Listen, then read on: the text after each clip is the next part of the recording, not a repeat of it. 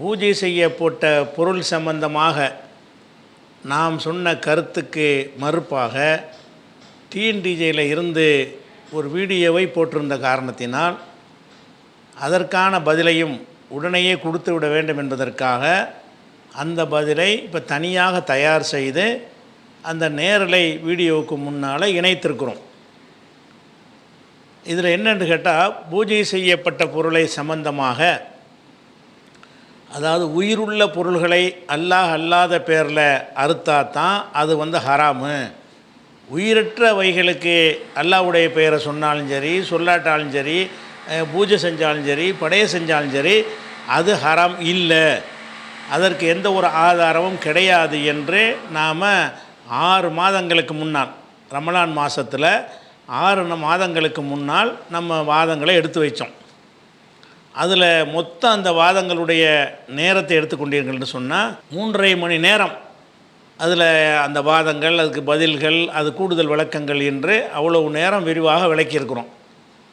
அந்த கருத்து தவறு என்பது டிஎன்டிஜே நிலைப்பாடாக இருந்தால் அது நாடு முழுவதும் பரவி அது ஒரு சர்ச்சையாக விவாத பொருளாக ஆகிக்கொண்டு இருக்கும் பொழுது 6 மாத காலமாக கள்ள மௌனம் காத்து வந்தார்கள்.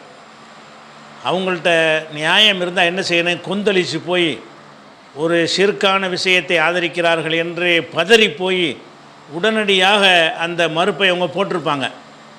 எந்த ஒரு மறுப்பும் அவங்கள்ட்ட இல்லாத காரணத்தினால 6 மாதம் வரைக்கும் அதுக்கு எந்த வாயை திறக்கலை. ஆனால் கீழே உள்ள சில கள்ள ஐடிகள் மூலமாக சும்மா கிண்டல் பண்ணக்கூடிய பதிவுகளை போட்டார்களே தவிர நம்ம என்னென்ன கேள்விகளெல்லாம் கேட்டோமோ அதற்கான பதிலை சொல்லவே இல்லை.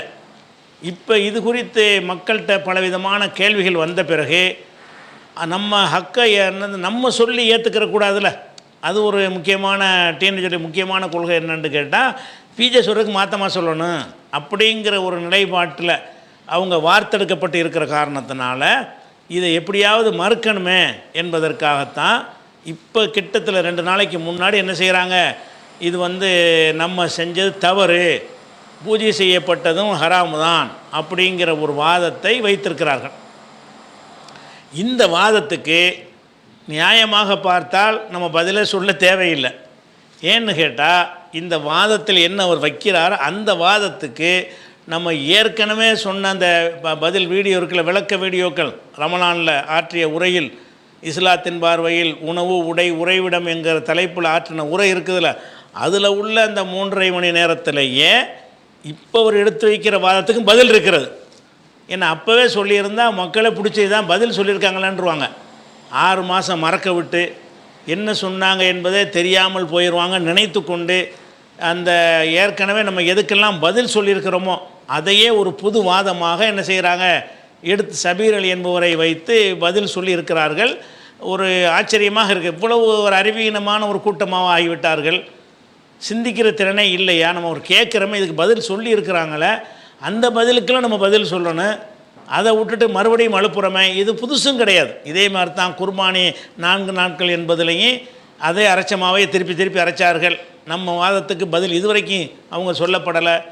உய்சுல் கரணி சம்பந்தமாக அது கட்டுக்கதைன்னு சொன்னோம், அது உண்மையான வரலாறு என்று வந்தார்கள். அதுக்கு மரணாடி கொடுக்கக்கூடிய பதில் கொடுத்த பிறகு இறுதி விளக்கமாக நம்முடைய தான் இருக்கே தவிர அவங்கள்ட்ட இருந்ததுக்கு எந்த விதமான மறுப்பும் கிடையாது. அதே மாதிரி டீயில் தண்ணீரில் விழுந்து விட்டதுன்னு சொன்னால் உள்ள ஒரு முக்கி சாப்பிடுங்க என்கிற ஹதீஸு அது சரிதான், அப்படி தான் நாங்கள்லாம் சாப்பிட்றோம் அப்படிங்கிற மாதிரி ஒரு பதிலை போட்டிருந்தாங்க.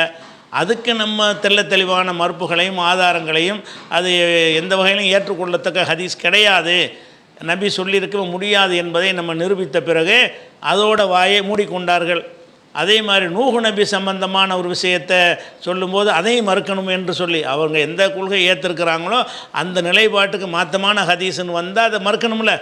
ஆனால் நாங்கள் புதுசாக பிஜே மறுத்தானா ஏற்றுக்கிற மாட்டோம், அந்த பேசிக்கில் இருந்தாலும் சரி அப்படின்னு ஒரு கொள்கையில் இருக்கிற காரணத்தினால நூஹ் நபிக்கு நம்ம சாட்சி சொல்வோம்ன்ற ஒரு ஹதீஸ் வருது. நூஹ் நபிட்ட எல்லாம் கேட்பானாம், உங்களுக்கு நீங்கள் ஒழுங்காக பிரச்சாரம் பண்ணியலா, உங்களுக்கு யார் சாட்சி சொல்லுவான்னு கேட்டவுடனே நான் ஒழுங்காக பிரச்சாரம் பண்ணேன் என்பதற்கு முகமது நபியுடைய உம்மத்து சாட்சி சொல்லுவாங்கன்னு அவர் சொல்லுவாராம். நம்ம சொல்லுவோம், ஆமாம் அவர் பிரச்சாரம் தான் பண்ணினார், அப்போ அல்லாஹ் கேட்டான், எப்படி உனக்கு தெரியும்னு? அல்லாஹ் குர்ஆனில் சொல்லியிருக்கிறான், நீ தானே சொல்லியிருக்கிறேன்னு கேட்பாங்களாம். இதான் சாட்சி. சாட்சின்னா நூஹ் நபி பிரச்சாரம் பண்ணும்போது எங்கள் அண்ணாவில் நான் பார்த்து ஆமாம் இவர் செஞ்சார் எனக்கு தெரியும்னு சொல்கிறதுக்கு பிறகு தான் சாட்சி. இப்போ சாட்சியத்தையே கேலி கூத்தாக்குற மாதிரியும் பொய் சாட்சி முஸ்லீம்கள்லாம் சொல்வார்கள் என்பது மாதிரி அமைந்திருக்கிற அந்த ஹதீஸும் தவறான ஹதீஸ் தான் என்று நம்ம சொல்லியிருந்தோம். அதுக்கு மூச்சு முட்டிக்கிட்டு பதில் சொல்கிறதுக்கு வந்தாங்க. அதுலேயும் ஒரு வர்றி கேள்வி கேட்ட பிறகு அப்படி பம்மி கொண்ட பிறகு அப்பாஸ் அலியை விட்டு மறைமுகமான தூண்டுதலில் பேச விட்டாங்க. அவர் வைக்கிற வாதத்துக்கும் பதில் சொல்லி முடித்த பிறகு அப்படி கிணத்துல போட்ட கல் மாதிரி கிடக்கிறது. இப்படி எடுத்த விஷயங்களுக்கெல்லாம் மறுப்பு என்று வர்றீங்க. வந்தது சுமான கல்லாகுமேங்கிற துவா பலவீனமானதுன்னு சொன்னாங்க. அது பலவீனம் கிடையாது என்று சொல்லி நம்ம மறுப்பு போட்டோம். அதை பம்மிக்கிட்டாங்க. அதை ஒன்றை சொல்லுவார்கள், ஒரு மறுப்பை போடுவார்கள். அந்த மறுப்பு பிதற்றலாக இருக்குன்னு நம்ம நிரூபித்த ஒன்று சொன்னால் அப்படியே பம்மி கொள்வார்கள், அப்படியே பின்வாங்கி கொள்வார்கள். இதை ஒரு வழிமுறையாக வைத்திருக்கிறாங்க. இந்த விஷயத்துக்காவது ஒழுங்கான பதிலை சொல்லுங்கள். பல கேள்விகள் உங்களுக்கு முன்னாடி இருக்கிறது. எல்லாத்துலேயும் நீங்கள் மக்களை வழிகெடுக்கிறீங்க. மூடர்களை தலைவர்களாக ஏற்றுக்கொண்டு தானுங்கட்டு மக்களையும் வழிகெடுப்பார்கள் என்பதற்கு சரியான உதாரணமாக எல்லாத்தையும் அறகுறையாக படிச்சுட்டு ஒன்று கிடக்கு ஒன்று உளறி என்ன செய்கிறீங்க, நாங்களும் பதில் சொன்னோம், அதில் திருப்தி அடையக்கூடிய கூட்டத்தை வச்சுருக்கிறாங்க. பதில் சரியாக இருக்கான்னு பார்க்காத கூட்டத்தை வைத்திருக்கிற காரணத்தினால அவங்கள திருப்திப்படுத்துவதற்கு சொல்லக்கூடிய வகையில் தான் இந்த ஒரு பதிலும் இருக்கிறதை பார்க்குறோம். இதில் இப்போ என்ன புதுசாக சொல்கிறார் தெரியுமா? ஒமா உஹில்ல லி கைரில்லான்னு குர்ஆனில் இருக்கிறது. இதுதான் பேசிக். இந்த உஹில்ல என்பதற்கு நாம் என்ன சொல்கிறோம்னு கேட்டால் அது அறுக்கப்பட்டது என்று நாங்கள் சொல்கிறோம். அறுக்கப்பட்டது என்ற அர்த்தம் உறுதியாகிவிடுமையானால் அறுக்கப்பட்டதுன்னு அல்லாஹ் சொன்னது காரணத்தினால் அறுக்கப்படாதவைகளுக்கு அந்த சட்டம் பொருந்தாது. அல்லாதவர்கள் பேரில் அறுக்கப்பட்டால் ஹராம் என்று அல்லாஹ் சொல்கிறான். அல்லாதவர்கள் பேரில் அறுக்கப்படாமல் இருந்தால் அது ஹராமில் வராது அப்படிங்கிறது தன்னால் அதிலே தெளிவாயிரும். இப்போ என்ன செய்கிறாங்கன்னு கேட்டால் ஒமா உஹில்ல என்பதற்கு அறுக்கப்பட்டதுங்கிற அர்த்தத்தை நாங்கள் மறுக்கலை, அதுவும் இருக்கிறது. அதே நேரத்தில் பூஜை செய்யப்பட்ட அர்த்தம் இருக்குது அப்படிங்கிற ஒரு புது வாதத்தை என்ன செய்கிறாங்க இப்போதைக்கு வச்சுருக்கிறாங்க. அதில் என்ன செய்கிறாங்கன்னு கேட்டால் ஒமா உஹில்ல சத்தமிடப்படுதல் இருக்கு இல்லையா, அதில் படையல் செஞ்சதும் அடங்கு. அறுக்கப்படாமல் அந்த அரிசி பருப்புலாம் இருக்குல்ல, அவைகளுக்கும் அல்லாதவர்கள் பேரில் படையல் செஞ்சாங்கன்னா அதுவும் அடங்கு. அறுக்கப்பட்டது மட்டும்தான் அர்த்தம்னு சொல்லக்கூடாது அப்படிங்கிற ஒரு வாதத்தை சொல்றாரு. இது மாதிரிதான் இங்க சப்தமிடப்பட்டவை அப்படின்னு அல்லாஹ் பயன்படுத்தி இருக்கிறான். சப்தமிடப்பட்டவை என்று வரும் பொழுது அன்றைக்கு அறுக்கும் பொழுது பெரும்பான்மையாக சப்தமிட்டார்கள். அறுக்கும் பொழுதுதான் என்ன பண்ணாங்க, பெரும்பான்மையாக சப்தமிட்டாங்க. அதனால அறுத்தலை மட்டும்தான் இது குறிக்கும் அப்படின்னு என்ன செய்ய முடியாது, எடுத்துக்கொள்ள முடியாது. அவர்கள் அல்லாஹ் அல்லாதவர்களுக்காக பூஜிக்கப்படுவதுதான் இதுல நோக்கம். அறுக்கப்படுவதை மட்டும்தான் எடுத்துக்கணும், இத மற்றவைகள் எடுக்கக்கூடாது, உணவுப் பொருட்கள் எடுக்கக்கூடாது என்பது இதனிலிருந்து எடுக்கக்கூடிய நோக்கம் கிடையாது. இதுல நோக்கம் என்பது அல்லாஹ் அல்லாதவர்களுக்காக பூஜை செய்வது, அல்லாஹ் அல்லாதவருக்காக ஒரு உணவை படைப்பது. அது அறுத்து படைச்சாலும் சரி, அறுக்காம இருக்கக்கூடிய உயிரினங்கள் அல்லாத பொருட்களை படைச்சாலும் சரி, இறைவன் அல்லாதவர்களுக்காக படைக்கப்பட்டால் அந்த உணவு ஹராம், அந்த உணவு தடை செய்யப்பட்ட உணவு என்ற ஒரு பொது சட்டத்தை தான் இதிலிருந்து எடுக்க வேண்டுமே தவிர குறிப்பிட்ட வளையத்திற்குள்ளே இதை சுருக்குவதாக இருந்தால், ஹாஸாக ஆக்குவதாக இருந்தால், இந்த சட்டத்தை ஒரு தனித்துவ சட்டமாக அறுத்தலை மட்டும் குறிக்கின்ற சட்டமாக மாற்றுவதாக இருந்தால் அதற்கு தனி ஆதாரம் வேண்டும். அப்படி ஒரு ஆதாரத்தை இந்த கருத்தை சொல்பவர்கள் யாரும் என்ன செய்யறது இல்ல, முன்வைக்கிறது கருத்துவதற்கான புரிந்து கொள்வதற்கான அடிப்படை. அதே மாதிரிதான் இந்த உஹில்ல அப்படிங்கிற வார்த்தை, உஹில்ல என்கின்ற வார்த்தையில சப்தமிடப்பட்டவை அப்படின்னு வருது. அல்லாஹ் அல்லாதவர்களுக்காக சப்தமிடப்பட்டவை. இப்ப அல்லாஹ் அல்லாதவர்களுக்காக சப்தமிடப்பட்டவைனா, இறைவன் அல்லாதவருக்காக ஒரு உணவு படைக்கப்படுதுன்னா அது கால்நடையை படைக்கும் பொழுது அதை அறுத்து சப்தமிடுவார்கள். கால்நடை அல்லாத உணவை படைக்கும் பொழுது, மற்ற தானியங்களை படைக்கும் பொழுது அறுக்காமல் அந்த பூஜிப்பார்கள், சப்தமிடுவார்கள். அப்ப இந்த வார்த்தையினுடைய நோக்கம் என்பது பூஜிக்கப்படுவது, சத்தமிடுவதுதானே தவிர அறுத்தலை மட்டும்தான் குறிக்கும் என்று மாறிவிட்டது அப்படின்னு என்ன செய்ய முடியாது, எடுத்துக்க முடியாது. ஆனால் இதை சொல்வதற்கு ஒரு சொல்லுக்கு ஒரு அர்த்தம் சொல்ல வர்றீங்க. அப்போ நீங்கள் நினச்சிக்கிட்டு அர்த்தம் சொன்னால் சரியாக வந்துடுமா? அதுக்கு சோர்ஸ் வேணுமா? உயிர்லவுக்கு ஒரு அர்த்தத்தை நீங்கள் செஞ்சீங்க என்று சொன்னால் அந்த அர்த்தம் எங்கேருந்து எடுத்தீங்க? அகராதிலேருந்து எடுத்தீங்களா, அல்லது இஸ்திலாக மக்களுடைய வழக்கத்தில் அந்த அர்த்தம் இருக்குதுங்கிற அடிப்படையில் எடுத்தீங்களா அல்லது நீங்களாம் நினச்சிக்கிட்டு எடுக்கிறீங்களா? அதுதான் அடிப்படை. இப்போ உஹில்லவுக்கு நம்ம என்ன விளக்கியிருந்தோம்? உஹில்லங்கிற சொல்லுக்கு நேரடி அர்த்தம்னு ஒன்று இருக்கிறது கேட்டிங்களா?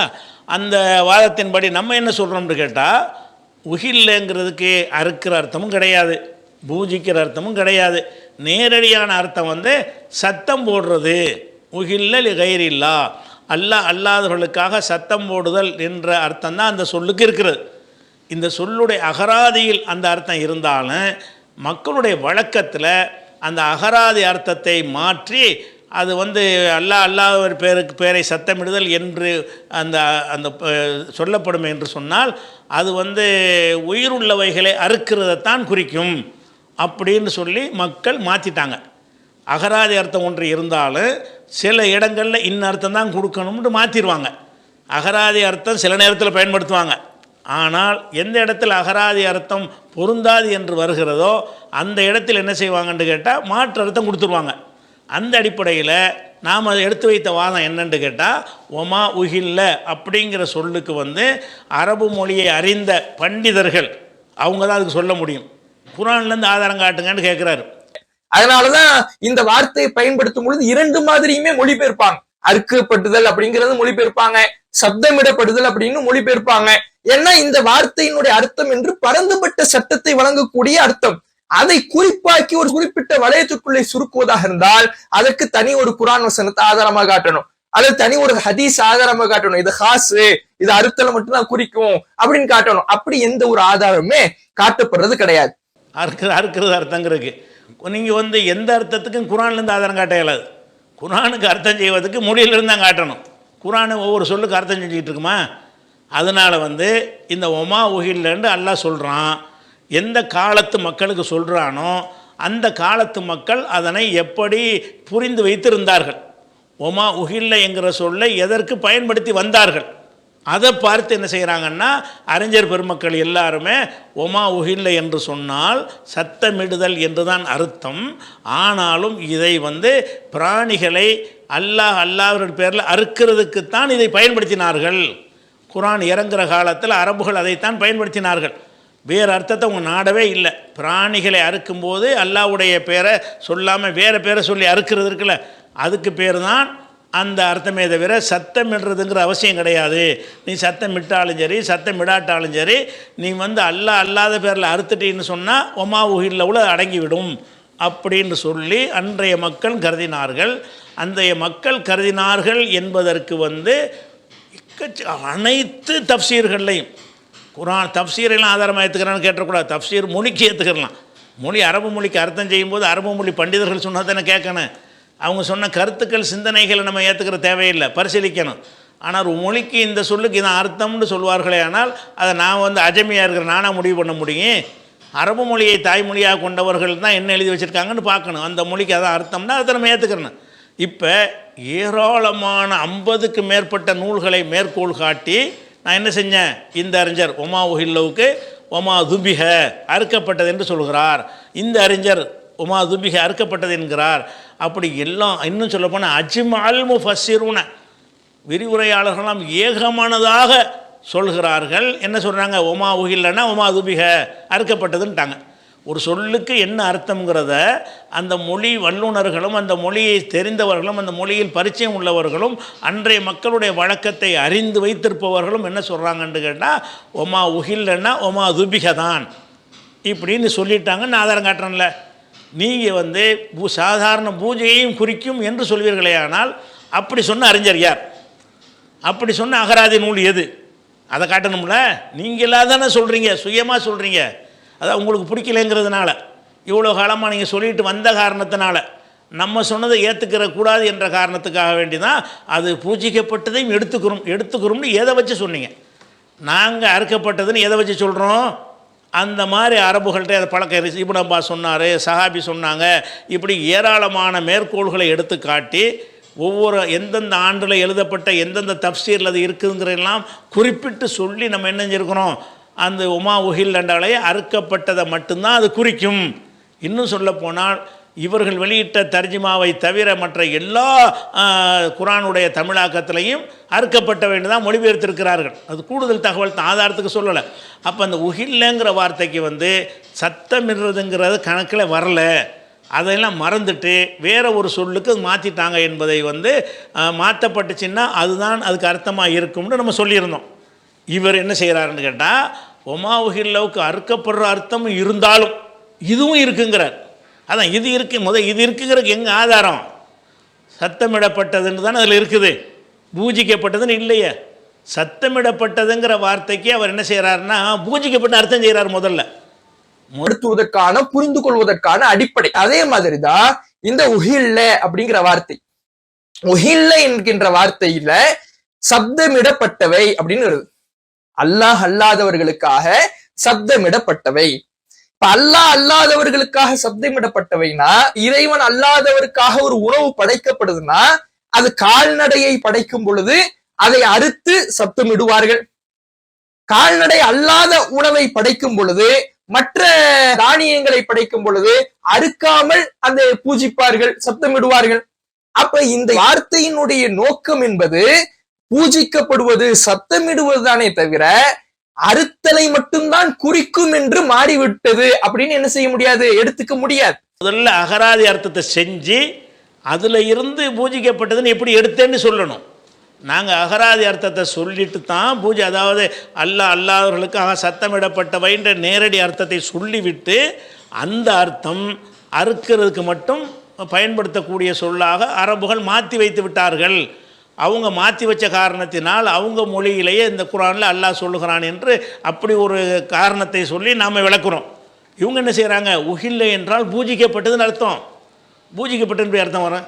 உஹில்லவுக்கு பூஜிக்கப்பட்டதுன்னு எடுத்து காட்டு பார்ப்போம். உஹில்லவுக்கு நீங்கள் அகராதியில் வந்து சத்தமிடப்பட்டது தான் காட்ட முடியும்.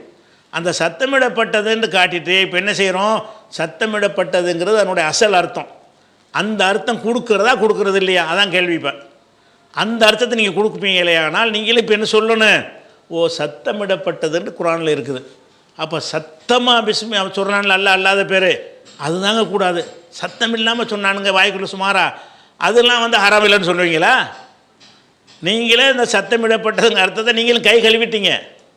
சத்தமிடப்பட்டதுங்கிறது அசல் அர்த்தம், அதுதான் இப்போதும் அர்த்தம் என்று நீங்கள் சொல்வீர்களேயானால், அப்போ சத்தமிடப்படாமல் பூஜை செய்யப்பட்டதெல்லாம் என்னவாயிரும், அவன் ரகசியமாக பூஜை செஞ்சுட்டு என்ன செய்கிறான், நான் பூஜை செஞ்சேங்கிறான்.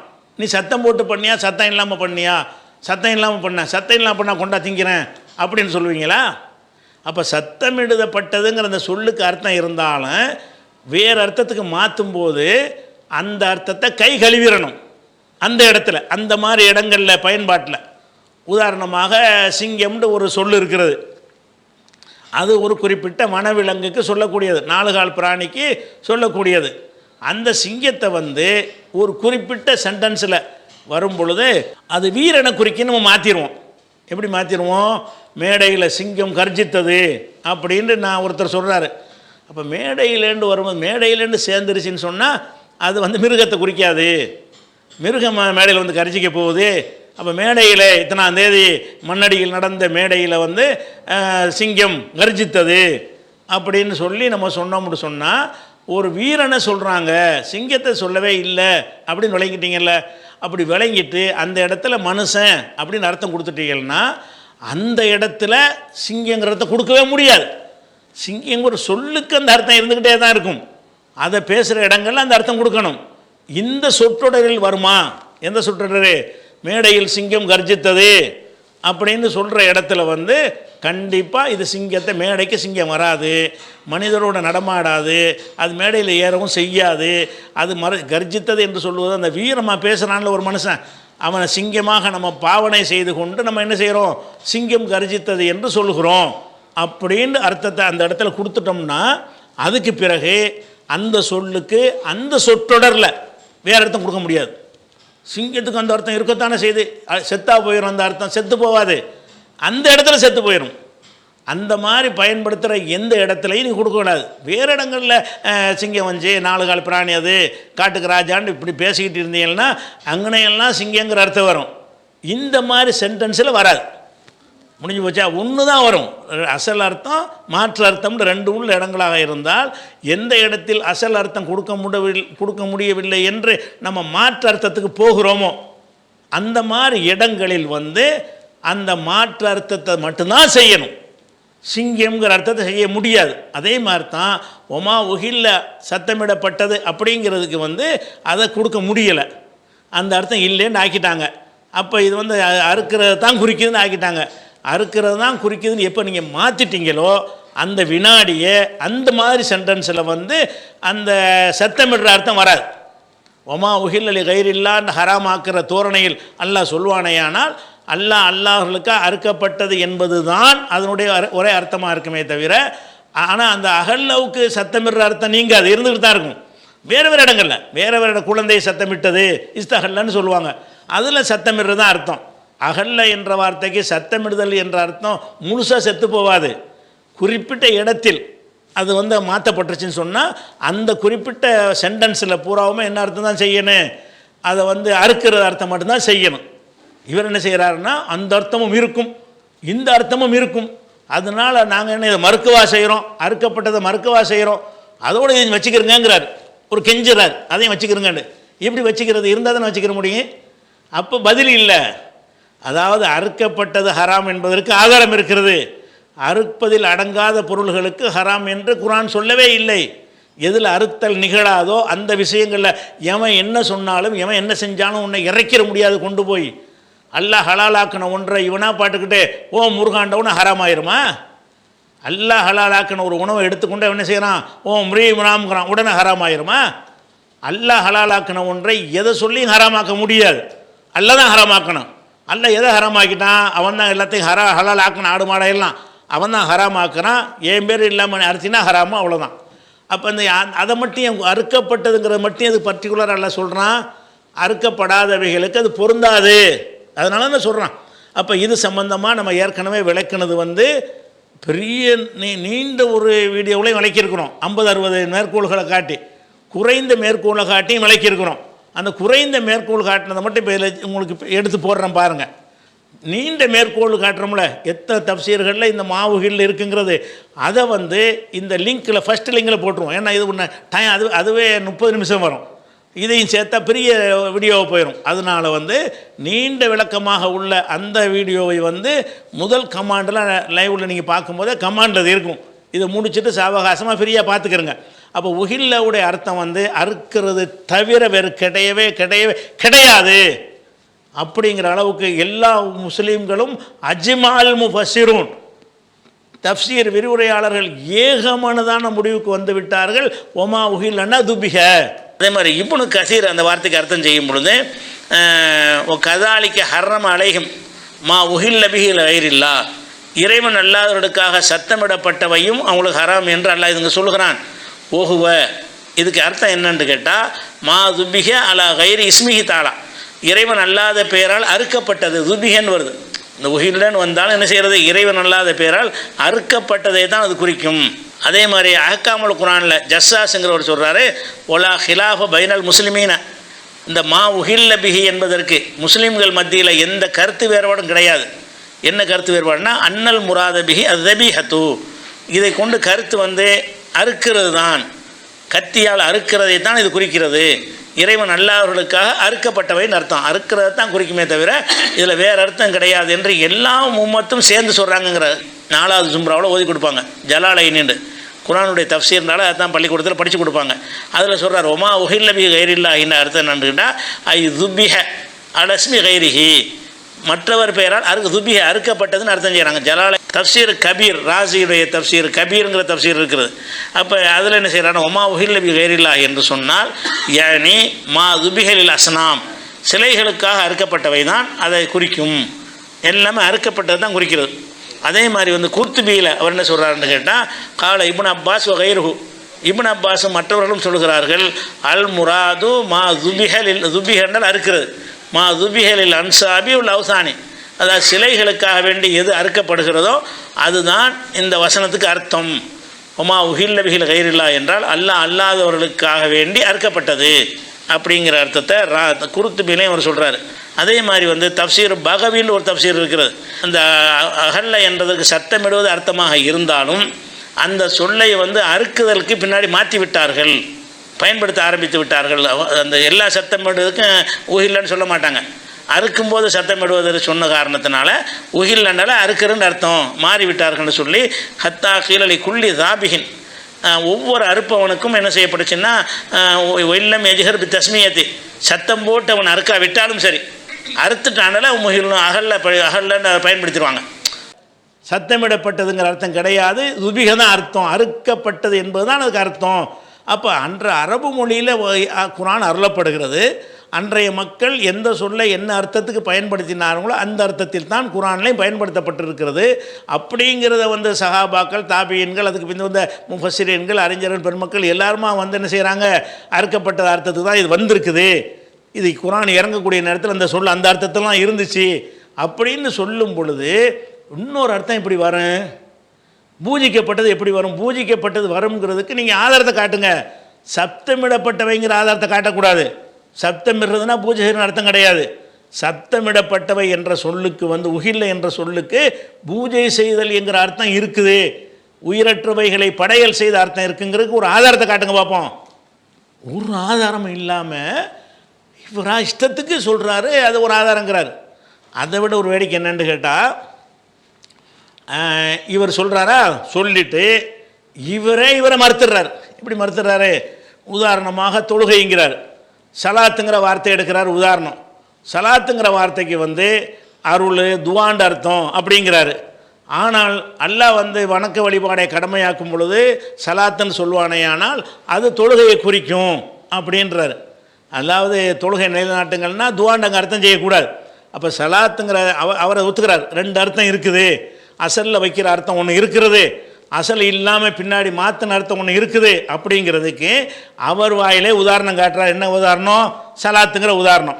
சலாத்துக்கு அவர் என்ன வாதம், என்ன சலாத்துனா துவாண்ட அர்த்தம் அகராதியில். ஆனால் மார்க்கத்தில் அந்த சலாத்துன்னு ஒரு இடத்துல வரும் என்று சொன்னால் அது வந்து தொழுகையை தான் குறிக்கும். ருக்கு செய்தல், சஜிதா செய்தல், நிற்கிதல், இருப்பில் இருத்தல், இதைத்தான் குறிக்கும்னு சொல்லி நம்ம மாற்றிட்டோம் அப்படின்னு சொல்கிறார். இந்த மாதிரி மாற்றப்பட்டுன்றார். சொல்லிட்டு அவரே சொல்கிறாரு, இப்படி மாற்றப்பட்ட அந்த இடத்துல அசல் அர்த்தம் செய்யக்கூடாதுங்கிறார். அதானவா பிரச்சனையே, நீனே மறுத்து முடிஞ்சு வச்சு கதை. உதாரணத்துக்கு சலாத்து அப்படிங்கிற வார்த்தை இருக்குதுல்ல, இந்த சலாத்துங்கிற வார்த்தைக்கு நாம என்ன அர்த்தம் சொல்றோம், தொழுகை அப்படின்னு அர்த்தம் சொல்றோம். இப்ப இஸ்லாத்துல ஐவேளை தொழுகை கடமையாக்கப்பட்டிருக்குது. இந்த ஐவேளை தொழுகை கடமையாக்கப்படுவதற்கு முன்பு சலாத்துங்கிற வார்த்தை இருக்கத்தான் செஞ்சுச்சு. அப்ப சலாத்துங்கிற வார்த்தைக்கு ஐவேளை தொழுகை கடமையாக்கப்பட்ட பிறகு சலாத் என்றால் தொழுகை, 5 வேளை தொழுகக்கூடிய தொழுகைக்கு சலாத் என்று சொல்லப்படும். லுஹர் சலாத்து, லுஹர் தொழுக, அசர் சலாத்து, அசர் தொழுக, இப்படி சொல்லப்படும். இப்படி சொல்லப்படுகிற காரணத்தினால அதனுடைய அசல் அர்த்தம் இருக்குல்ல, சலாத்துக்கு என்ன அசல் அர்த்தம், அருள் அப்படின்னு அர்த்தம் இருக்குது, துவா பிரார்த்தனை அப்படின்னு அர்த்தம் இருக்குது. இந்த அசல் அர்த்தம் மாறிடுமா அல்லது இல்லாமலே போயிடுமான்னு கேட்டா இல்லாமலே போயிடாது. எந்த இடத்தில் தொழுகை என்ற அர்த்தம் வைப்பதற்கு ஆதாரங்கள் நிர்பந்திக்கிறதோ அந்த இடத்துல தொழுகை என்ற அர்த்தம் வைக்க வேண்டும். எந்த இடத்துல அசல் அர்த்தத்தை கொடுக்க வேண்டும் என்ற ஆதாரங்கள் சொல்லுகிறதோ அந்த இடத்துல அசல் அர்த்தத்தை கொடுக்க வேண்டும். இந்த இடத்தில் தொழுகை என்ற அர்த்தம் வைப்பதற்கு ஆதாரங்கள் நிர்பந்திக்கிறதோ அந்த இடத்துல தொழுகை என்ற அர்த்தம் வைக்க வேண்டும். எந்த இடத்துல அசல் அர்த்தத்தை கொடுக்க வேண்டும் என்ற ஆதாரங்கள் சொல்லுகிறதோ அந்த இடத்துல அசல் அர்த்தத்தை கொடுக்க வேண்டும். இந்த இடத்தில் தொழுகை என்ற அர்த்தம் வைப்பதற்கு ஆதாரங்கள் நிர்பந்திக்கிறதோ அந்த இடத்துல தொழுகை என்ற அர்த்தம் வைக்க வேண்டும். எந்த இடத்துல அசல் அர்த்தத்தை கொடுக்க வேண்டும் என்ற ஆதாரங்கள் சொல்லுகிறதோ அந்த இடத்துல அசல் அர்த்தத்தை கொடுக்க வேண்டும். பொதுவாக எந்த ஒரு நிர்பந்தமும் இல்லாமல் இந்த தொழுகைங்கிற அர்த்தத்தை தான் கொடுக்கணும் என்ற எந்த ஒரு நிர்பந்தமும் இல்லாமல் எந்த ஒரு ஆதாரமும் இல்லாத பொழுது அதனுடைய பொது அர்த்தத்தை தான், அதனுடைய முதல் அர்த்தத்தை தான் நம்ம கொடுக்கணும். நீ வைத்த வாதத்தை வந்து நீனே போட்டு மிதிச்சு ஒண்ணு மூலமாக்கிவிட்ட. இவர் தான் சொல்றாரு அந்த அர்த்தமும் இருக்கும் இந்த அர்த்தமும் இருக்குங்கிறாரு. அப்புறம் சொல்றாரு ஆனா இந்த அர்த்தம் செய்யற இடத்தில் அந்த அர்த்தம் செய்யக்கூடாதுங்கிறார். அதான் பிரச்சனை. இந்த நுணுக்கத்தை விளங்காம தான் ஒரு நேரம் உளறி இருக்கிறீங்க. இந்த நுணுக்கத்தான் நாங்கள் சொல்றோம். எந்த நுணுக்கம், சலாத்துக்கு வந்து துவா தான் அர்த்தம், அக்ஷயமு சலாத்தான்னு வர்ற இடத்துல தொழுகைன்னு தான் அர்த்தம், அந்த இடத்துல துவாண்ட அர்த்தம் செய்யக்கூடாது அப்படின்னு சொல்லி இவரே சொல்றாரு. அதை அப்படின்னா என்ன அர்த்தம்? அப்போ ஒமா உஹில்லக்கு ஒரு சட்டம், இதுக்கு ஒரு சட்டமா? ஒமா உஹில்லவுக்கு வந்து அறுக்கப்பட்டதுன்னு இப்போ நீங்கள் அர்த்தத்தை மாற்றிட்டீங்களோ, உணவை பேசும்பொழுது ஒமா உஹில்லன்னு சொன்னாலேயே அறுக்கிறதான் என்று இப்போ நீங்கள் மாற்றிட்டீங்களோ, அதுக்கு பிறகு வந்து நீங்கள் அந்த அர்த்தத்தை நான் செய்வேன்னு இப்படி சொல்லுவீங்க. ஒமாவுகளில் மௌத்தாக்கி சத்தமிடுறது மௌத்தாக்கி தானாங்க அறுக்கப்படுறங்கிற அர்த்தத்துக்கு மாறுறோம். துவாங்கிற அர்த்தத்தை மௌத்தாக்கி அந்த சென்டென்ஸில் மரணிக்க செய்து தானே நம்ம வந்து தொழுகைங்கிற அர்த்தத்துக்கு மாறணும். தொழுகைங்கிற அர்த்தத்துக்கு மாறினதுக்கு பிறகு அந்த அர்த்தம் இருக்குமானா இருக்காது. இவர் இருக்கும்னு வாதிடுறாரு. என்ன செய்கிறாரு? அந்த அர்த்தமும் இருக்கிறது, இந்த அர்த்தமும் இருக்கத்தானே செய்கிறது அப்படிங்கிறது. இது ஒரு ஆய்வு கிடையாது, இது ஒரு அறிவீனம். எந்த ஒரு ஆதாரம் மட்டும் ஒரு உளறல், தெளிவற்ற ஒரு விஷயம், பிடிவாதம், வீண் பிடிவாதம். தெளிவான ஆதாரம் இருந்தால் ஒத்துக்கிறணும், இல்லைன்னா வாய மூடிக்கிட்டாவது இருக்கணும் அப்படிங்கிற ஒரு விஷயத்தில் நம்ம பார்க்குறோம். சத்தமிடுறதுனா பூஜிக்கப்பட்டது அர்த்தம் வருங்கிறார். சத்தமிடுவதற்கு பூஜிக்கப்பட்டது அர்த்தம் வருங்கிறதுக்கு ஆதாரத்தை காட்டு. மொத்த வீடியோவும் ஆதாரம் இல்லை அதில். நீ சொல்கிற அவ்வளவுதான், நீனா அந்த அர்த்தத்தை சொல்கிற. இப்படின்னா எவனும் என்ன வேணாலும் சொல்லலாமே. நம்ம அர்த்தம் செய்கிறதுக்கெல்லாமா இஷ்டத்துக்கு செய்ய முடியும்? முன்னாடி சொன்னது தான் செய்ய முடியும். அகராதியுடைய அர்த்தமே என்னன்னு கேட்டால், அவன் சொன்ன சமாயிம்பாங்க அரபியில், சமாயி கியாசிம்பாங்க. சமாயின்டா என்ன அர்த்தம்னா மொழியுடைய அர்த்தங்கள் எல்லாம் சமாயி. சமாயி என்று சொன்னால் அவன் சொன்னது சொல்லணும், அவ்வளோதான். அவனுங்க அதையும் அப்படி செஞ்சான், இது எப்படி செஞ்சான், உனக்கு நடா அது இதுக்கு பேர் வச்சுவிட்டான், இதுக்கு பேர் மௌசுன்னு வச்சுவிட்டான். மௌசு தான். ஏன் மௌசு அவ்வளோதான், அதில் பேர் சமாயி தான். அது நீங்கள் இஷ்டத்துக்கு மாற்ற இயலாது. அந்த மாதிரி தான் உஹில்லவுக்கு வந்து அசரில் வந்து சத்தம் இரண்டு வச்சான். ஏன் வச்சான்? வச்சுவிட்டான். அதுக்கப்புறம் எல்லாருமா சேர்ந்து அதை நினைஞ்சிட்டாங்க. இப்போ சாப்பிட்றதை பற்றி பேசும்போது உஹில்லன்னு சொன்னால் அது அறுக்கப்பட்டது தான் என்ற அர்த்தத்துக்கு அந்த மக்களை சேர்ந்து முடிவு எடுத்துட்டாங்க. முடிவு எடுத்து அதை கேட்டுக்கிறது நம்ம கடமை. நான் ஒரு முடிவு புதுசாக அவ்வளோ எடுக்க முடியாது. அவன் எடுத்த முடிவுக்கு ஏற்றவாறு அல்லாஹ் குர்ஆன் வசனத்தை இறக்கிட்டான். இறக்கும்போது இந்த அர்த்தத்தான் தரும் என்று அதுக்கு பிந்தி வந்த ஒவ்வொரு குர்ஆனுடைய ஆய்வாளர்களும் அறிஞர்களும் அந்த அர்த்தத்தை தான் வலியுறுத்தி விட்டார்கள்.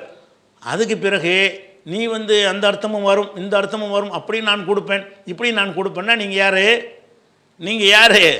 1400 வருஷத்துக்கு முந்தி வாழ்ந்து கொண்டிருக்கிற மொழி வல்லுனரா? நீங்கள் யாருங்க அதை சொல்கிறதுக்கு? அரபு மொழி வல்லுனரா? நீங்கள்லாம் அரபு மொழியை தாய்மொழியாக கொண்டவர்களா? தாய்மொழியாக கொண்டவர்களாக இருந்து குர்ஆன் அருளப்பட்ட காலத்தில் அதுக்கு நெருக்கமான காலத்தில் வாழ்ந்து கொண்டிருக்கிற ஆளா நீங்கள்? நீங்கள் எப்படிங்க ஒரு சொல்லுக்கு அர்த்தத்தை கண்டுபிடிப்பீங்க? நீங்களாம் உண்டாக்குவீங்க? அப்போ நான் கேட்குற ஒன்று, ஒமா உஹில்லன்னு வந்துருச்சுல, அகராதி அர்த்தம் சத்தமிடப்பட்டது, அது பொருந்தாது. ஏன்னு கேட்டால் சத்தமிட்டா என்ன, சத்தமிடாட்டி என்ன, அறுக்கிறது தான் பஞ்சாயத்து. அதனால் சத்தமிடுதலுங்கிற அந்த அர்த்தம் சாகடிக்கப்பட்டு விட்டது. சாகடிக்கப்பட்டு விட்டு அப்போ வேறு என்னத்துக்கு தான் இது சொல்லப்படுது? அறுக்கிறது தான் சொல்லப்படுது என்ற முடிவுக்கு யார் வந்ததே? நான் வரல. எனக்கு முந்தி வாழ்ந்த அறிஞர்கள் பூரா, மொழி வல்லுநர்கள் பூரா வந்துட்டாங்க. அறிஞர்களை தக்லீது பண்ணுறான்னு சொல்லிவிடாதீங்க. இதுக்கு அறிஞர் தான் அளவுகோல், வேறு வழியே கிடையாது. அப்போ அறிஞர்கள்லாம் சொல்லிவிட்டாங்களே, நான் அதுதான் ஆதாரம் காட்டினேன். அது ஆதாரம் காட்டி அறுக்கப்பட்டு 50 பேரும் சொல்லிட்டாங்க, அதான் அதுக்கு அர்த்தம்னு சொல்லிட்டேன்ல. நீ என்ன செய்யணும்? இல்லை அந்த அர்த்தம் இல்லை, அது அறுக்கப்பட்டதுங்கிற தப்பான அர்த்தம். அறுக்கப்பட்டா என்ன, அறுக்கப்படாட்டி என்ன, எல்லாத்தையும் தான் குறிக்கும் அப்படின்னு சொன்ன அறிஞர் பட்டியலை போடு ஆதாரத்தோட. அந்த அறிஞர்கள் பட்டியலை போட்டு தான் நீ அர்த்தம் செய்யணும். நீனா செய்யக்கூடாது. நீனா செஞ்சுருக்கிற ஒரு விஷயம் நம்ம ஆதாரம் காட்டணுமா? நீங்கள் வந்து அதை மட்டும்தான் குறிக்கும் என்பதற்கு நீ தான் ஆதாரம் காட்டணும். அதை ஒரு குறிப்பிட்ட வட்டத்திற்குள்ளே அதனுடைய சட்டத்தை சுருக்குவதாக இருந்தால், பொதுவாக சொல்லப்பட்ட ஒரு வார்த்தையினுடைய பொருள் பரந்துபட்ட ஒரு சட்டத்தை தருகின்ற பொழுது அதை அறுத்தல் அப்படிங்கிற ஒரு குறிப்பிட்ட வளையத்திற்குள்ளே மட்டும் சுருக்குவதாக இருந்தால், அதற்கு அதை ஹாசாக்குவதற்கு, குறிப்பாக்குவதற்கு தனி ஒரு ஆதாரம் காட்டணும். இதான இப்போ ஆதாரம்? அது குர்ஆனை சேர்ந்த ஆதாரம் காட்டணுமா? எதுக்கு? இந்த சொல்லுக்கு இதான் அர்த்தம்ங்கிறது குர்ஆனை சேர்ந்த ஆதாரம் காட்டணுங்கிறார். எதுக்கு குர்ஆனை ஆதாரம்னு கிடையாதா? இதுக்கெல்லாம் குர்ஆனை ஆதாரமாக கிடைக்கும். இதுக்கு அதாவது பக்கரானா மாடு பக்கரா என்பது மாட்டைத்தான் குறிக்கும் என்பதற்கு குர்ஆனை சிறந்த ஆதாரம் காட்டினா, ஆனால் பக்கராங்கிறது அரபி சொல்லு, அரபி அகராதியில் அந்த அர்த்தம் இருக்குங்கிறத ஆதாரம் காட்ட முடியுமே தவிர, அரபியில் சொல்கிற சொல்லுக்கு வந்து அரபியில் அதில் அர்த்தம் சொல்லிட்டு இருப்பானா? டிக்ஷனரி புக்கை எழுதியிருக்கான்ல. அதனால வந்து அந்த ஒரு அறிவீனமான ஒரு விஷயத்தை சொல்றாரு. அப்படி ஏதாவது ஆதாரம் காட்டப்படுதா? தஃசீர்கள்ல இப்படி எழுதி வச்சிருக்கிறாங்கன்னு சொல்லப்படுது. தஃசீர்கள் என்ன எழுதி வச்சிருக்கிறாங்க? அறுக்கும் பொழுது அவங்க சத்தத்தை எழுப்புவாங்க, அறுக்கும் பொழுது அவர்கள் சத்தத்தை உயர்த்துவார்கள் என்று சொல்லப்படுது. நம்ம அதை மறுக்கவே இல்லையே.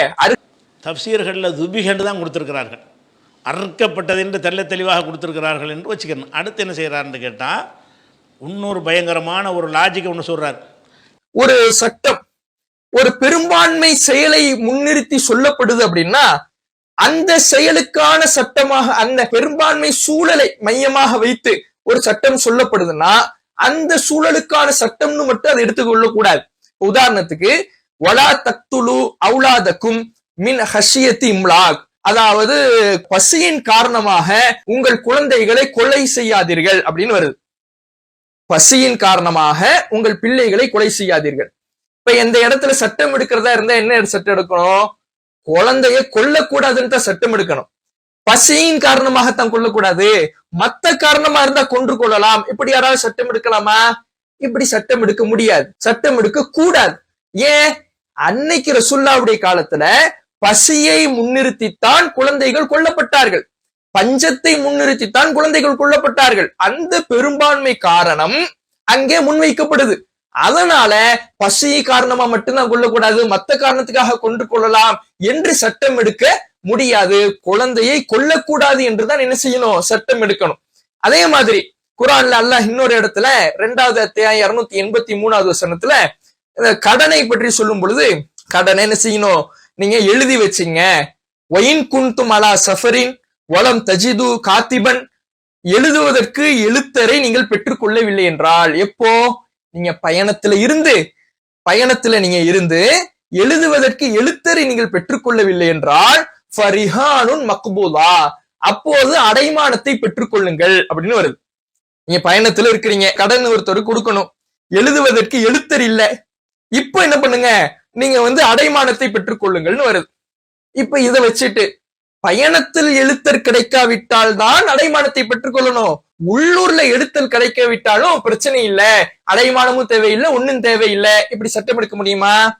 அன்றைய கால சூழல்ல பெரும்பான்மை காரணம் என்பது எழுத்தர் கிடைக்காமல் போகிற சூழல் என்பது பயணத்துலதான் இருந்தது. அப்படி பயணத்துல இருக்கும் பொழுது எழுத்தர் கிடைக்காமல் போகும் பொழுது அடைமானத்தை பெற்றுக் கொள்ளுங்கள் என்று அன்றைய கால சூழலை பொறுத்தவரையில அந்த பெரும்பான்மை காரணத்தை முன்னிலைப்படுத்தி சொல்லப்படுதே தவிர அது மட்டும்தான் காரணம் என்று என்ன செய்ய முடியாது, எடுத்துக்கொள்ள முடியாது. எந்த ஒரு காரணம் இருந்தாலும், பயணத்துல இருந்தாலும் சரி, உள்ளூர்ல இருந்தாலும் சரி, எழுத்தர் கிடைக்கவில்லை என்றால் அந்த எழுத்தர் கிடைக்காத பொழுது அடைமானத்தை பெற்றுக்கொள்ள வேண்டும் தான் என்று சட்டமே தவிர, அதைத்தான் சட்டமாக எடுக்க வேண்டுமே தவிர இத பயணத்துல இருந்தால்தான் இந்த சட்டம் பொருந்தும்னு என்ன பண்ண முடியாது, சட்டம் எடுக்க முடியாது. அதே மாதிரி புகாரியில பதிவு செய்யப்பட்ட ஒரு செய்தி, 3 பேர் அல்லாஹ் பார்க்க மாட்டான், மறுமையில அவர்களை பேச மாட்டான், அவர்களை தூய்மை செய்ய மாட்டான், அவர்களுக்கு துன்புறுத்தும் வேதனை இருக்குதுன்னு வரும். அதுல ஒரு நபர் யாருன்னா, அவர் வியாபாரம் செய்யும் பொழுது அசருக்கு பிறகு, அசர் நேரத்திற்கு பிறகு வியாபாரம் செய்தார் என்றால் அவர் பொய் சத்தியம் செய்வார், இவரையும் அல்லாஹ் என்ன செய்ய மாட்டான், மறுமை நாள்ல பார்க்க மாட்டான்னு வருது. அப்ப லொஹருக்கு பிறகு பொய் சத்தியம் செஞ்சா பாவம் இல்ல, அசருக்கு பிறகு பொய் சத்தியம் செஞ்சாதான் பாவம்னு சொல்ல முடியுமா? அன்றைய காலத்துல பெரும்பான்மையான இது போன்ற பொய் சொல்லி வியாபாரம் செய்யக்கூடிய, பொய் சத்தியம் செய்து வியாபாரம் செய்யக்கூடியவர்கள் அசர் நேரத்துக்கு பிறகுதான் இது போன்ற வேலைகளை செய்து வந்தார்கள். அந்த பெரும்பான்மை காரணத்தை முன்னிலைப்படுத்தி சொல்லப்படுகிற காரணத்தினால அசர் நேரத்துக்கு பிறகு உள்ளவர்களுக்கு மட்டும்தான் இந்த சட்டம் பொருந்தும், இந்த தடை பொருந்தும். லொஹர் நேரத்துக்கு பின்னாடி பொய் சத்தியம் சொல்லிக்கலாம், ஃபஜருக்கு பின்னாடி பொய் சத்தியம் சொல்லிக்கலாம். இப்படி யாராவது சட்டம் எடுப்போமா? இப்படி யாரும் சட்டம் எடுக்க மாட்டோம். பசியின் காரணமாக குழந்தைகளை கொள்ளாதீர்கள்னு குர்ஆன்ல சொல்லுது. அப்போ இது பெரும்பான்மையை கருத்தில் கொண்டு சொல்லப்பட்டிருக்கிறது.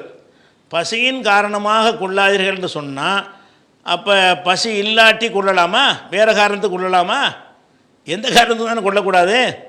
அப்போ குர்ஆனில் பசியின் உலா தக்குத்துலு அவுலாதக்கும் ஹஷியத்தை இம்லாக்கின், பசியின் காரணமாக உங்களுடைய குழந்தைகளை கொள்ளாதீர்கள் நல்லா சொல்கிறான். அதை மட்டும்தான் குறிக்குமா? பசியின் காரணமாகவும் கொள்ளக்கூடாது, பசி இல்லாத காரணமாகவும் கொள்ளக்கூடாது என்று அர்த்தம் எடுக்கிறோமா இல்லையா? அந்த மாதிரி தான் இந்த அறுக்கப்பட்ட பூஜைக்கு அறுக்கப்பட்டது என்று இருந்தாலும் அதுக்கு விரிந்த அர்த்தம் கொடுப்போம் அப்படிங்கிறார். எவ்வளவுக்கு ஒரு மடமை முத்தி போயிருக்குன்னு பாருங்கள். அதே மாதிரி என்ன செய்கிறாருன்னு கேட்டால், இன்னொரு பயணத்தில் இருக்கும்போது எழுதக்கூடிய ஆள் கிடைக்கலன்னு சொன்னால் நீங்கள் என்ன செய்யுங்க, அடமானம் வாங்கிக்கிறங்கன்னு அல்லாஹ் குர்ஆனில் சொல்கிறான். அப்போ உள்ளூர்லேருந்து அடமானம் வாங்கக்கூடாதா? பயணத்துக்கு தான் நல்லா சொல்கிறான் அப்படிங்கிறாரு. உள்ளூரில் வாங்கலாம்ப்பா, அதில் என்ன கேட்டால் வேறு ஆதாரங்கள் இருக்கிறது. அறுக்கப்பட்டதை நீ திங்காதன்னு சொன்னால், அறுக்கப்பட்டதை திங்காதுன்னு எல்லாம் சொல்கிறான். அதுக்கு என்ன அர்த்தம் என்று சொன்னால் அறுக்கப்படாதே திங்கலாம். இப்படி ஒருத்தன் பேசினா அவனை என்ன எங்கே கொண்டு வைப்பீங்க? அசருக்கு பிறகு பொய் சத்தியம் செய்கிறது பாவம்னு இருக்குது, அப்போ லோகருக்கு பிறகு பண்ணலாமான்னு கேட்குறாரு. அட இதெல்லாம் நீ கேட்குறதுலாம் எல்கேஜியில் எல்லாம் படித்த விஷயங்கள் தான். இதுக்கு பொருத்தமானது தானே உதாரணம் காட்டினேன். இது பொருந்துமா? 3 பேர் எல்லாம் பார்க்க மாட்டான்னு வருகிறதுன்னு சொல்லிட்டு ஒரு ஹதீஸை போட்டுட்டு என்ன செய்கிறாரு, அசருக்கு பிறகு பொய் சத்தியம் செய்கிறவன் எல்லாம் பார்க்க மாட்டான், அப்போ லோகருக்கு பிறகு செஞ்சால் பார்ப்பானா? அப்போ தானே பார்க்க மாட்டாங்கிறார். அப்போ தான் பார்க்க மாட்டான். அதுக்கு வேறு ஆதாரங்களை வச்சு அந்த அர்த்தத்தை நம்ம கொடுக்குறோம். அதே மாதிரி அது கூட அந்த அர்த்தத்தை எப்போ கொடுப்போம்னு கேட்டால் வேறு ஆதாரம் இருக்கணும். என்ன ஆதாரம்? அசருக்கு பிறகு பொய் சத்தியம் பண்ணுறவன் நல்லா பார்க்க மாட்டான்னு இருக்கல. மற்ற நேரத்தில் பொய் சத்தியம் பண்ணுவதை மார்க் அனுமதிச்சிருக்கான்னு தேடி பார்க்கணும்ல. தேடி பார்த்து அனுமதிக்கலன்னு வருதில்ல. வேறு ஆதாரம் இருக்க போய் தானே அந்த அர்த்தம் எடுக்கிறோம். வேறு ஆதாரம் கிடைக்காட்டி என்ன அர்த்தம் எடுப்பீங்க? அசருக்கு பிறகு மட்டும்தான் பொய் சத்தியம் செய்யக்கூடாது, மற்ற நேரத்தில் செய்யக்கூடாதுங்கிறதுக்கு எந்த ஒரு ஆதாரமே இல்லை. அப்படி இருந்தால் நீங்கள் என்ன அர்த்தம் செய்யணும்? அசருக்கு பிறகு தான் சத்தியம் செய்யக்கூடாது, மற்ற நேரத்தில் செய்யலாம்னு தான் எடுக்கணும். ஏன் நம்ம எடுக்கலைன்னு கேட்டால் அதுக்கு வேறு ஆதாரம் இருக்குது. அதே மாதிரி உள்ளூரில் இருந்தால் எழுதி கொள்ளுங்கள், அடமானம் வாங்கிக்கிறங்கன்னு இருக்கிறது. உள்ளூரில் மட்டும்தான் அடமானம் வாங்கணும், வெளியூரில் இருந்தால் வாங்கவே கூடாது. வெளியூரில் இருந்தால் தான் அடமானம் வாங்கணும், உள்ளூரில் இருந்தால் அடமானம் வாங்கக்கூடாது அப்படின்ற அர்த்தம் செய்வதாக இருந்தால் எப்போ செய்யணும்? உள்ளூரில் அடமானம் வாங்கினதுக்கு எந்த ஆதாரமே இருக்கக்கூடாது. ரசூலுல்லாஹ் உள்ளூரில் அடமானம் கொடுத்துருக்குறாங்க, அடமானம் கொடுத்து அரிசி வாங்கி கோதுமை வாங்கியிருக்கிறாங்க. அப்படி இருக்கும் பொழுது இந்த வசனம் அதை மட்டும் சொல்லாது அப்படின்னு எடுத்துக்கிறோம். அப்போ எந்த விஷயத்தை அவர் சொல்கிறாரோ, அதாவது வறுமைக்காக குழந்தைகளை கொள்ளாதீர்கள் மட்டும் எல்லாம் சொல்லியிருந்தான்னு சொன்னால் மற்ற கொலையெல்லாம் கூடும் தான் செய்யணும். ஏன் அதனால் சொல்கிறான். ஆனால் நம்ம அதை செய்யலை. ஏன் செய்யலை? வறுமைக்காக கொள்ளாதீர்கள்னு சொல்கிற அல்லாஹ் எந்த காரணத்துக்காகவும் கொள்ளாதீங்கன்னு சொல்கிறான்ல. வறுமைக்காகவும் பிள்ளைகளை குழந்தைகளை கொல்லக்கூடாது, எந்த ஒரு காரணத்துக்காகவும் எந்த ஒரு நஃப்ஸையும் கொல்லக்கூடாது. ஒரு நஃப்ஸை கொன்றவன் உலகத்தையே கொன்றவனை போலன்ற அல்லாஹ் சொல்கிறானா இல்லையா? அப்போ நஃப்ஸுகளை கொல்லக்கூடாதுங்கிற அந்த பொதுவான தடை இருக்கிறதுனால இது முக்கியத்துவம் கருதி அது சொல்லப்பட்டிருக்குது அப்படின்னு எடுத்துக்கிறோம். இவர் காட்டுற 3 உதாரணம் காட்டி என்ன செய்கிறாருன்னு கேட்டால் அர்த்தத்தை டைவெர்ட் பண்ணலாங்கிறதுக்கு ஆதாரம் காட்டுறாரு. எப்படி? குழந்தைகளை வறுமைக்கு கொள்ளாதீர்கள் அப்படின்னு என்ன அர்த்தம்? வறுமை இல்லாட்டாலும் கொள்ளாதீர்கள் அர்த்தம் எடுக்கிறோமா இல்லையா? மாற்று அர்த்தம் எடுக்கிறாங்களாம். ஏன் எடுக்கிறீங்க? அப்படி வேறு ஆதாரம் இருக்குது. அப்படி அந்த வறுமை அல்லாத காரணத்துக்காக கூட கொள்ளக்கூடாதுன்னு ஆதாரம் இருக்குது. அப்படி ஆதாரம் இல்லைன்னு சொன்னால் இதை தான் எடுக்கணும். வறுமைக்கு தான் கொள்ளக்கூடாது, மற்ற நேரத்தை கொள்ளலாம்னு தான் எடுக்கணும். அப்படி வேறு ஆதாரம் கிடைக்காட்டி. அதே மாதிரி என்ன செய்கிறாருன்னு கேட்டால் அந்த இன்னொன்று என்ன செய்கிறாரு, 3 பேர் எல்லாம் பார்க்க மாட்டான், அசருக்கு பிறகு பொய் சத்தியம் பண்ணக்கூடாதுன்னு இருக்குதுன்னு சொன்னால் அவ்வளோருக்கு பின்னாடி பண்ணலாமான்னா பண்ணலான்னு தான் வரணும் அந்த ஹதீஸுக்கு அர்த்தம். ஆனால் பண்ணக்கூடாதுன்னு சொல்கிறோம். ஏன் சொல்கிறோம்? எப்போவுமே பொய் சொல்லக்கூடாதுன்னு தடை இருக்குது. எப்போவுமே பொய் சத்தியம் தடுக்கப்பட்டிருக்கிறது. அந்த பொதுவான தடைகளுக்கு அடுக்கடுக்கான ஆதாரங்கள் இருக்கிற காரணத்தினால இது முக்கியத்துவம் கருதி சொல்லப்பட்டதே தவிர அசருக்கு பிறகு மட்டும்தான் செய்யக்கூடாதுன்ற அர்த்தம் இல்லை அப்படின்னு ஒரு முடிவு எடுக்கிற காரணம் என்ன? அதுக்கு மாற்று அர்த்தம் கொடுப்பதற்கு ஆதாரம் இருக்கிறது. இதுக்கு ஆதாரத்தை காட்டு. அல்லாஹ்வுக்கு அறுக்கப்பட்டவன்னு சொல்லப்பட்டிருக்கு. அது அறுக்கப்பட்டது மட்டும் குறிக்காதுங்க, மற்ற எல்லாத்தையுமே குறிக்குங்க அப்படின்னு சொல்கிறீங்களா? அதுக்கு ஆதாரத்தை காட்டு. எல்லாத்தையும் கத்திரிக்காய் ரசூலுல்லாஹ் சொன்னாங்க, உருளைக்கிழங்குன்னு சொன்னார்கள், பூசணிக்காய்க்கு சொன்னார்கள், அரிசி பருப்புக்கு சொன்னார்கள்னு ஒரு ஆதாரத்தை காட்டினீங்கன்னா தான் நீ சொல்கிற வாதம் நிற்கும். அப்போ எதுக்கு மாற்று ஆதாரம் மாற்று கருத்து கொள்வதற்கு ஆதாரம் இருக்கிறதோ அந்த இடத்தில் செய்கிற அர்த்தமும், எதுக்கு மாற்று கருத்துக்கு இடமே இல்லையோ அந்த இடத்துல செய்கிற அர்த்தமும் சமமாக்க முடியுமா? அப்படி ஒன்று சொல்கிறாரு பாருங்கள். அது சரியான விஷயம் கிடையாது. அதுக்கடுத்து என்ன செய்கிறாங்கன்னு கேட்டால் நம்ம இந்த விஷயத்தை விளக்கும் பொழுது 2 நிகழ்வுகளை மேற்கோள் காட்டியிருந்தோம். ஒரு நிகழ்வு என்னன்னு கேட்டால் அந்த ஆயிஷா நாயகி சொல்லுவாங்கள்ல, அதாவது பக்கத்தில் நைரோஸ் பண்டிகை கொண்டாடுறாங்க, அந்த பண்டிகைக்காக வேண்டியே உணவு தயாரித்து எங்களுக்கு தருகிறார்கள், அதை நாங்கள் சாப்பிடலாமா என்று கேட்கும் பொழுது அவங்க அறுக்கப்பட்டதை தந்தால் நீங்கள் சாப்பிடாதீங்க, மற்ற விஷயங்களை தந்தால் நீங்கள் சாப்பிட்டுக்கிறங்க அப்படின்னு ஆயிஷா நாயகி சொன்னாங்கங்கிற ஒரு அதிசய வருஷமில். அதில் 2 விஷயம் அதில் சொல்கிறார். ஒன்று என்ன சொல்கிறாருன்னு கேட்டால் இது சரியான பலவீனமான செய்தி அப்படின்னு ஒரு வாதத்தை வைக்கிறார். பலவீனமான செய்தின்னு சொன்னால் இவர் ஹதீஸுடைய உசூலு ஹதீஸ் அடிப்படையிலேருந்து விலகி நின்று பேசுகிறார். ஹதீஸுகளை பொறுத்த வரைக்கும் நபிகள் நாயகம் ஸல்லல்லாஹு அலைஹி வஸல்லம் அவர்கள் சம்பந்தப்பட்ட விஷயத்து தான் நமக்கு சட்டம். இந்த ஆயிஷா நாயகியுடைய சொல்லலாம் சட்டமே கிடையாது. சட்டம் கிடையாது என்று நான் சொல்லிட்டு தான் அதையும் சொல்லியிருக்கிறேன். அது சட்டம் கிடையாது, அந்த கருத்துக்கு வலுவூட்டக்கூடியது என்று தான் எடுத்து காட்டியிருக்கிறோம். அப்படி இருக்கும் பொழுது ஹதீஸுகளில் நபி சம்பந்தப்பட்டது வந்தால் மட்டும்தான் 100% துல்லியமாக வந்து டவுட்ஃபுல் இல்லாமல் அது சரியானது என்று நிரூபிக்கப்பட வேண்டும். அது இல்லாத வரலாறுகளை சொல்வதாக இருந்தால் நம்ம 72 கூட்டத்தில் சொன்னோம்ல வரலாறுகள், அதில் எல்லாம் முக்காவாசி விஷயத்துக்கு சஹீஹுன்னு சொல்லக்கூடிய அளவில் தரமான ஆதாரம் இருக்காது. இருந்தாலும் ஏதோ ஒரு பரவாயில்லை, பொய்யர் வரல, பொய் சொல்லக்கூடியவர் வராத சின்ன சின்ன பலவீனம் உள்ள ஆளுங்க சொல்லியிருக்கிறாங்க அப்படின்னு இருந்தால் அதை ஏற்றுக்கொள்ளலாம் என்பது தான் ஹதீஸ் கலையுடைய ஒரு உசூல். விளங்கிக்கிறணும். இந்த உசூலை வந்து 72 கூட்டம்ங்கிற நிகழ்ச்சி நடத்தும் பொழுதே நான் தெளிவாக விளக்கியிருக்கிறேன். என்ன விளக்கியிருக்கிறேன்? இதில் சொல்லப்பட்டதெல்லாம் ரசூல்லா சம்மந்தப்பட்டதுக்கு இருக்கும்ல சனது, அந்த மாதிரி சனதெல்லாம் இது இருக்காது. இதில் வந்து சில மென்மையான விஷயங்களாக தான் இருக்கும். அதில் நம்ம எதை மட்டும் பார்ப்போம் என்று வரலாறுக்கு எதை பார்ப்போம்? ஏன்னா அது உண்மையாக இருந்தான்னா பொய்யாக இருந்தாலும் நம்ம ஃபாலோ பண்ண போகிறோமா? அது வரலாறுகளில் வந்து நம்ம கட்டாயம் நம்ம நடைமுறைப்படுத்துவது நமக்கு அவசியமான ஒன்றாது அது இல்லை. அப்படிங்கிற காரணத்தினால வரலாறுகள் சம்பந்தப்பட்ட நபித்தோழர்கள் சம்பந்தப்பட்ட தாபீன்கள் சம்பந்தப்பட்ட மற்றவங்க சம்பந்தப்பட்ட செய்திகளை சொல்வதாக இருந்தால் பொய்யருங்கிற அளவுக்கு இடம்பெறாமல் இருந்தால், கொஞ்சம் மனசாட்சிக்கு கொஞ்சம் மன்னனம் கம்மியாக உள்ளவர் அப்படின்னு இருந்தால் ஏற்றுக்கிட்டு போங்க, ஏற்றுக்கிறலாம். அவ்வளோ இறுக்கம் காட்டக்கூடாது அப்படிங்கிற மாதிரி என்ன இருக்கிறது, அதுக்கு வந்து உசூல்லையே இருக்கிறது. இப்னு சலாஹ் அவர்களும் அதை என்ன செய்கிறாங்க, இந்த கருத்தை அதை உசூல் ஹதீஸிலே சொல்லி காட்டுகிறார்கள். அதே மாதிரி வந்து இப்னு தைமியா கூட இந்த கருத்தை அவர் சொல்கிறார்.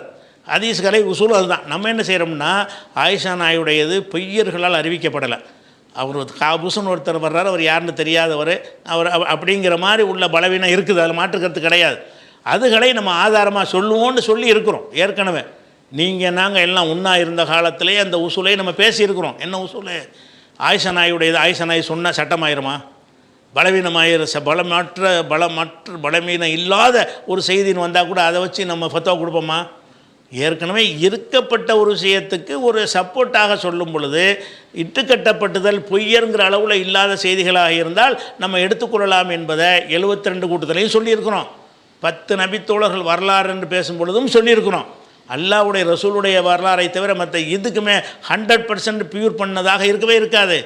ஒரு ஆளை பற்றி சொல்லும்போது இது மாதிரி சொல்கிறாங்க, ஆயிஷா நாய் சொன்னாங்க, இவர் சரி இவர் சரி இவர் சரி, இவர்களெல்லாம் பொய்யர் என்றோ இட்டுக்கட்டுவர் என்றோ மோசமானவர் என்றோ விமர்சனம் இல்லாதவங்க, பெரிய தரத்தில் உள்ளவங்க, பெரிய வலுவான நினைவாற்றல் உள்ளவங்கிற கேட்டகரியில் வரமாட்டாங்கன்னா வரமாட்டாங்க. வராட்டாலும் சொல்லலாம் என்பது தான் ஹதீஸ் கலையுடைய உசூலில் இருக்கிற காரணத்தினால அதை நம்ம சொல்லியிருக்கிறோம். இந்த உசூலின் அடிப்படையில் தான் இப்னு தைமியா கூட இதை எடுத்து காட்டுறாரு என்றும் நம்ம சொல்லியிருக்கிறோம். இப்னு தைமியா அந்த உசூலை தான் சொல்லுகிறாரு. ஹதீஸ் கலைக்கு முன்னோடியாக இருக்கிற இப்னு சலாஹும் கூட அதை தான் சொல்லுகிறார். என்ன சொல்கிறாரு?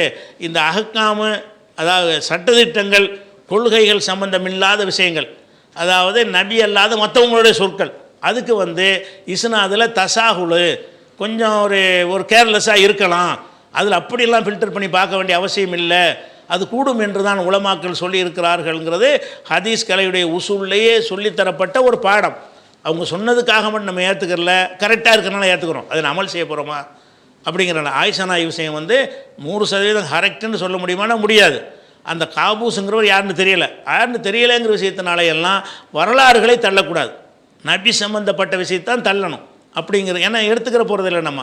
அதே மாதிரி இன்னொரு ஹதீஸை வந்து என்ன சொன்னோம்னு கேட்டால், அந்த அபு பர்ஸாங்கிற ஒரு சஹாபி, அவருடைய சம்பவத்தில் அவங்க அம்மா வழியாக அறிவிச்சார்னு வந்து அம்மாண்டா யாருன்னு தெரியல அப்படிங்கிற மாதிரி ஒரு விமர்சனம் சொல்கிறாங்க. அது நமக்கு தெரிஞ்சதை நம்ம சொன்னோம். ஏன்னு கேட்டால் இதுக்கு அதை பார்க்க தேவையில்லை.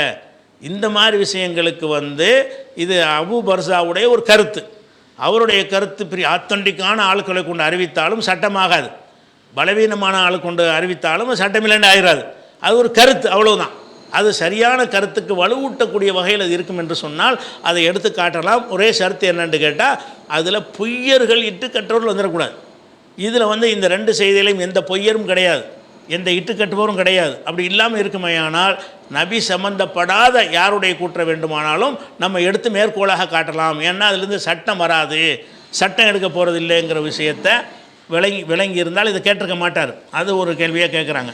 அடுத்ததாக வந்து கேட்டா, மாமிசத்தை வந்து சாப்பிடாதீங்க, தாவர உணவை சாப்பிடுங்கன்னு சொன்னாங்கல்ல, அதுல ஒரு கேள்வியை கேட்கிறார். என்ன கேட்கிறாருன்னு கேட்டா, மாமிசத்தை வந்து அவன் பண்டிகை நாள்ல தந்தாலும் வேற நாள்ல தந்தாலும் சாப்பிடக்கூடாது தானே?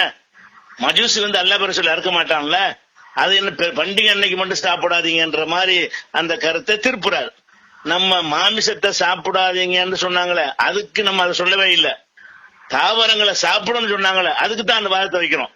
தாவரங்களை சாப்பிட பண்டிகை நாள் என்றால் அவனுக்குரிய பூஜைகள் செய்வான், அதுக்குரிய புனஸ்காரங்கள் செய்வான், அதை கொண்டாடுவதற்காகத்தான் தருவான். அப்படி இருக்கும் பொழுது தாவர உணவுகளை சாப்பிடலாமா என்ற விஷயத்துக்கு தான் சாப்பிடலாம் ஆதாரம் காட்டணுமே தவிர, மாமிச உணவு காபிர்கள் தரக்கூடிய மாமிச உணவு சாப்பிட முடியாது. அது பண்டிகை நாள்ல தந்தாலும் சாப்பிட முடியாது, வேற நாள்ல தந்தாலும் சாப்பிட முடியாது. அந்த விஷயத்திற்கு நம்ம சொல்லவே கிடையாது. நம்ம சொன்னது 2 பார்ட் அதுல இருக்கிறது. மாமிச உணவு வேண்டாம்னு சொன்னது ஒண்ணு, தாவர உணவை சாப்பிடுங்கன்னு சொன்னது ஒண்ணு. அந்த தாவர உணவை சாப்பிடுங்கன்னு சொல்றாங்களா, அதுக்காக நம்ம எடுத்து காட்டினத. எதுக்கு அதை எடுத்து காட்டினோம்? தாவர உணவை ஏன் சாப்பிட சொன்னாங்க? அதுல அவன் அல்லாஹ்வுடைய பேரை சொல்லாம பூஜை செஞ்சுதானே அந்த பண்டிகையை கொண்டாடுவான். அந்த பண்டிகை நாள்ல தர்றாங்கன்னு இது கேள்வி கேட்கப்படுது. பண்டிகை நாள்ல இந்த பண்டிகைக்கு உரிய பூஜை புனஸ்காரங்களை நம்ம செய்வோம். செஞ்சு தர்றானே நாங்க சாப்பிடலாமா அப்படின்னு கேட்கும் பொழுதுதான் நீங்க தாவரத்துக்கு என்ன சட்டம் இருக்குன்ற மாதிரி சொல்றாங்க. அர்த்தம், தாவரத்துக்கு என்ன சட்டம் இருக்கு, தாவரம்னா சாப்பிட்டு போங்க அப்படிங்கிறது தான் அபூ பர்ஸாவுடைய ஹதீஸ்லையும் ஆயிஷா நாயுடைய ஹதீஸ்லையும் இருக்கிறது. சரி, அப்போ ஆக என்னன்னு கேட்டால், ஒமா உஹில்ல என்பதற்கு பூஜை செய்யப்பட்டது, படையல் செய்யப்பட்டது இந்த அர்த்தம் சொல்கிறார்ல, அதுக்கு எந்த ஒரு ஆதாரத்தையும் அவர் காட்டாமல் அவராக சொல்லுகிறார். நான் அறுக்கப்பட்டது என்ற அர்த்தம் செய்கிறேன்ல, அதுக்கு ஏராளமான எவிடன்ஸுகளை நான் காட்டியிருக்கிறேன். இப்போ ஒரு மனுஷன் அவனாக செய்கிற அர்த்தத்தை ஏற்றுக்கிறவீங்களா, மொழி வல்லுநருடைய கருத்தை எடுத்து ஒருத்தர் சொல்கிறான் அதை ஏற்றுக்கொள்வதா என்று சிந்தித்தீங்கன்னு சொன்னால், இது அப்படியே பிதற்றல்ங்கிற முறையில் இது அமைந்திருக்கிறது என்பதை நீங்கள் விளங்கி கொள்ள வேண்டும். இந்த ஒரு செய்தி கூடுதலாக சேர்க்கப்பட்ட காரணத்தினால இந்த லைவுடைய நேரம் கொஞ்சம் அதிகரிக்கலாம். ஏன்னாட்டா இதை முன்னாடி சேர்த்து விட்றோம்ல, அதனால் லைவுடைய நேரம் கொஞ்சம் அதிகரிக்கலாம். விரும்புகிறவங்க பாருங்கள், இல்லாட்டி அடுத்த நாள் கூட பார்த்துக்கிறங்க.